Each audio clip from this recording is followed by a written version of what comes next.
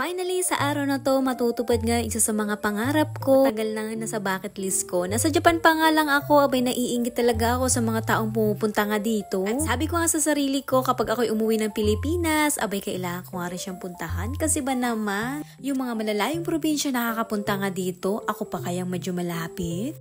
Pero habang nasa biyahe nga kami, abay pumukaw nga ito ng atensyon namin dahil itong dagat na to, abay napakaganda naman talaga. Actually, nakalagpas na nga kami dyan ng konti pero talagang binalikan namin kasi ba naman, nakakaakit yung ganda niya. Dumaan nga pala kami dito sa beach ng Dinyog at kinuha na rin namin ito pagkakataon para masilayan nga. Eto na nga at bago nga kami makarating sa Parang Hills, ito nga muna yung nangyari. Umalis nga pala kami ng bahay, siguro mga 10 AM yun. Medyo late na nga at ramdam na nga rin yung init pero tuloy pa rin ang lakad. Agaw atensyon nga itong daan na to kasi ba naman napakakulay at parang rainbow nga lang. At itong daan na to, dito nga pala yun sa kasiguran at alam nyo ba, lagi nga rin itong dumadaan sa FYP ko. And fast forward, after nga ng ilang oras na biyahe, dumaan nga muna kami dito kay Ace Snack and Restaurant. Dahil inabutan na rin tayo ng lunch, dito na nga rin tayo kakain. Dito nga pala yan sa Barangay Dinyog, Dilasag, same din ng lugar ng Parang Hills. May separate vlog nga ako dito, kaya abangan nyo ha. And welcome to Batanes! Sure! Parang Hills pala. Yes, I love Parang Hills! Yes, finally we are here. Isa sa mga bucket list ko.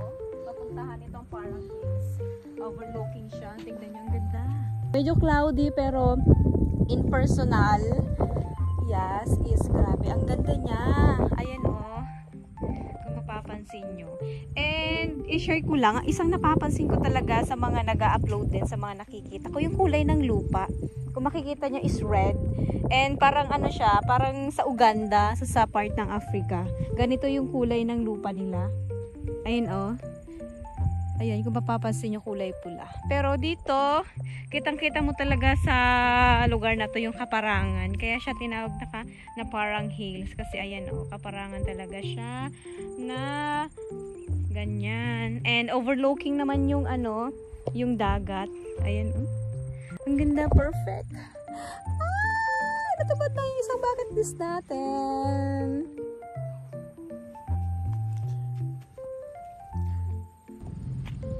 So pupunta tayo doon sa dulo na yun, lalakarin natin. Oh no, buti na lang hindi madulas to. Tuyo na siya. And diba ito yun pag ano, kapag maulan, yung malagkit na lupa. Pag patay-tay ka dito, madudulas ka talaga.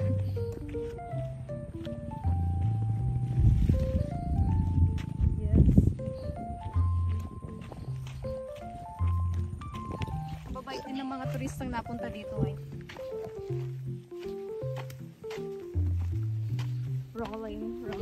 So, dito na tayo sa ating spot. And wow, ang ganda. Malapit na sa dagat. Ayun na parang naging garden. Natural garden.